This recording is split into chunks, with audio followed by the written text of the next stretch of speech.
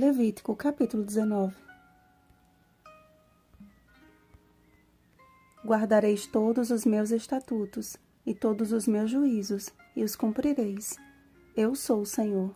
Versículo 37. Na providência de Deus, instruções foram estabelecidas e leis instituídas, a fim de que o seu povo permanecesse separado dos demais povos da terra. O atributo divino que mais se destaca em toda a Bíblia foi requerido daqueles que representam a Deus. Santos sereis, porque eu, o Senhor, vosso Deus, sou santo. A santidade coloca em ordem as prioridades estabelecidas por Deus e rejeita as estabelecidas pelo homem. Antes mesmo de proferir uma espécie de resumo das diversas leis dadas a seu povo, o Senhor deu destaque ao seu objetivo, para que se tornasse santo como ele é santo. Israel estava para deparar-se com povos cujo grau de corrupção e depravação sobrepujava a malignidade do Egito.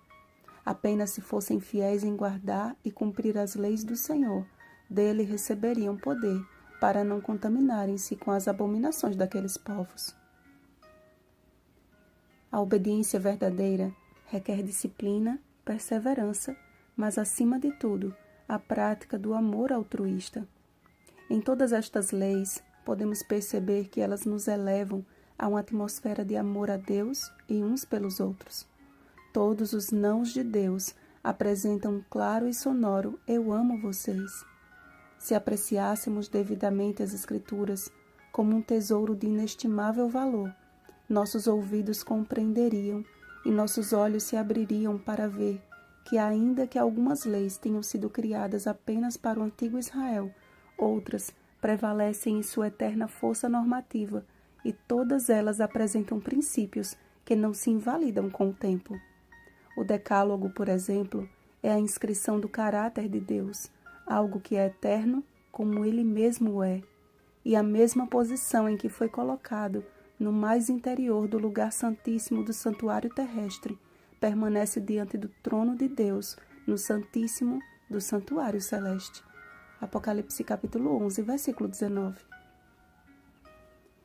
Outras leis específicas que encontramos como reivindicações de um Deus santo ao seu povo, podemos encontrar no Novo Testamento. As leis com relação ao cuidado com os pobres e os estrangeiros, por exemplo, revelam o mesmo princípio nas palavras do apóstolo Paulo à igreja de Corinto. Quanto à coleta para os santos, no primeiro dia da semana, cada um de vós ponha de parte em casa, conforme a sua prosperidade, e vá juntando. 1 Coríntios capítulo 16, versículo 2. E também no trabalho dos diáconos para com as viúvas da igreja primitiva. Atos capítulo 6, versículo 3. E no ministério do próprio Jesus, que, compadecendo-se de uma multidão faminta, a alimentou a partir de 5 pães e 2 peixinhos. Mateus capítulo 14, versículos 13 ao 21. A verdade, a honestidade e a transparência também devem nortear a vida do fiel Filho de Deus. É uma questão de caráter. Fofocas, rancor que consome o coração e vingança são venenos tomados a conta-gotas e mais cedo ou mais tarde destroem o possuidor. O mesmo princípio destacado no verso 17 do capítulo de hoje, Paulo aplicou ao perceber a insensatez de Pedro. Quando, porém, Cefas, Pedro, veio a Antioquia, resisti-lhe face a face, porque se tornara repreensível. Gálatas capítulo 2, versículo 11. O amor ao próximo bíblico não tem nada a ver com amor mundano romantizado. Aquele que ama busca o bem do seu próximo, ainda que para isso tenha que repreendê-lo ou afastar-se, como Paulo também advertiu. Rogo-vos, irmãos, que noteis bem aqueles que provocam divisões e escândalos. Afastai-vos deles. Romanos capítulo 16, versículo 17. Não é uma questão de política da boa vizinhança, é uma questão de salvação, pois nós sabemos que já passamos da morte para a vida, porque amamos os irmãos. Aquele que não ama permanece na morte. 1 João capítulo 3, versículo 14. Repetidas vezes, o Senhor tem mostrado o seu amor para conosco no exame de cada capítulo sagrado.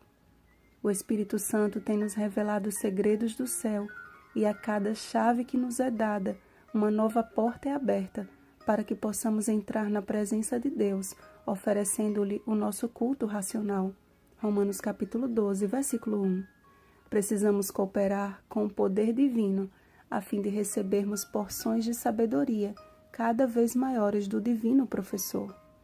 O testemunho de um povo que ama a Deus e ao próximo, que não se contamina com ídolos e nem com homens que professam adivinhar o futuro. Um povo que guarda os sábados do Senhor como um sinal de que pertence ao Criador do universo, que trata com respeito os seus progenitores e anciãos do povo, que teme a Deus e pratica a justiça. Será este povo que terminará a derradeira obra do Senhor na terra. Nele cumprir-se-á a profecia de Isaías. Nos últimos dias, acontecerá que o monte da casa do Senhor será estabelecido no cimo dos montes e se elevará sobre os outeiros, e para ele afluirão todos os povos. Irão muitas nações e dirão: Vinde, e subamos ao monte do Senhor e à casa do Deus de Jacó, para que nos ensine os seus caminhos e andemos pelas suas veredas. Isaías capítulo 2, versículos 2 e 3. Há uma igreja invisível à procura de um lugar de adoração ao Deus verdadeiro. Mas o que Cristo disse à mulher samaritana ecoa até nós hoje. Mas vem a hora, e já chegou, em que os verdadeiros adoradores adorarão o Pai em espírito e em verdade, porque são estes que o Pai procura para seus adoradores. João capítulo 4, versículo 23. O capitão de nossa salvação nos deu suas ordens, e devemos prestar-lhe implícita obediência. Se, porém, fecharmos o livro que revela sua vontade, e não investigarmos ou examinarmos, nem buscarmos compreender, como poderemos cumprir suas obrigações? Ellen G. White, E Recebereis Poder, página 129.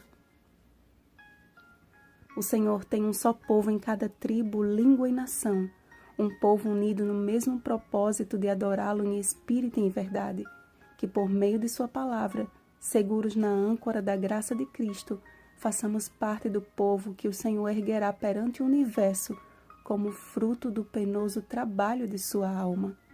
Isaías, capítulo 53, versículo 11. Bom dia, povo de propriedade exclusiva de Deus. Rosana Garcia Barros.